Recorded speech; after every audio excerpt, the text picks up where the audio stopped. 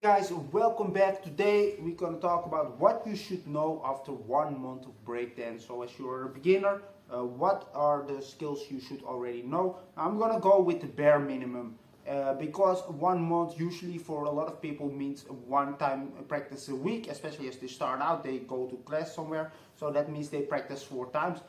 So I'm gonna go only with the bare minimum. Of course, it's better if you know more than I will say right now. So the first thing that you need to know when you practice for 1 month is some basic top rocks.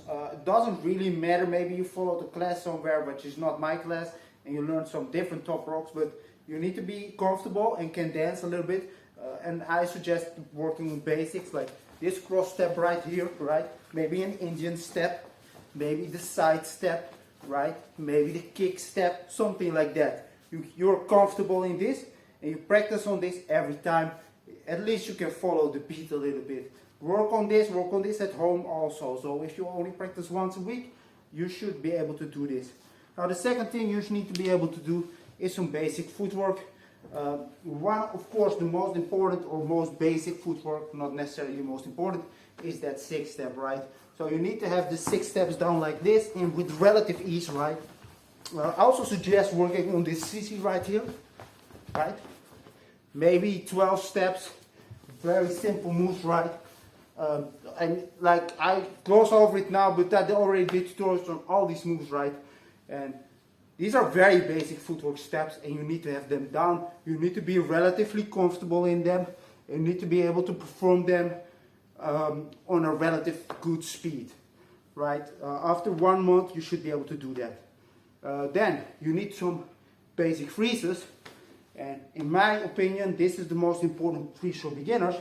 That simple turtle freeze right here, no, not the baby freeze, but this one. You should be able to do this one with ease on one hand, right? Especially on your strong hand, but I highly suggest actually also learning the other hand, right? Both hands, train them. Now this is hard in the beginning for a lot of beginners, but after a month, especially, you should just do this every day a little bit. Like I tried here, I tried there, right? And you get good at it. And after 1 month, you should be able to hold them for 10 seconds, at least with 2 hands, but preferably even with 1 hand. So you need to have that down. Another important freeze that you need to have at the very least, well, you need the headstand, which is extremely simple, right? And the handstand. So you can hold the handstand like this a little bit, right? That's really, really good. Maybe play with the legs, maybe walk around on your hands, play with that handstand, and you should be relatively comfortable with the handstand already, right? And then I suggest sort of also maybe trying some more freezes, like elbow stands, whatever you want, but at least get the turtle and the handstand down. And then the last thing is, well, it's really good if you already can do a windmill after a month or something. I think I got it in 3 weeks. But apparently that's quite fast, but you need the backspin. So after 1 month you can actually throw a nice and decent backspin, right? You can spin a couple of rounds from your initial whip. So this is the bare minimum. So maybe you practice only once a week, and then in a month you practice 4 times. You should be able to do all this. Of course it's better if you know more, but sometimes it's better to not rush so much but learning so much, but more like practicing actually these basic skills as much as you can.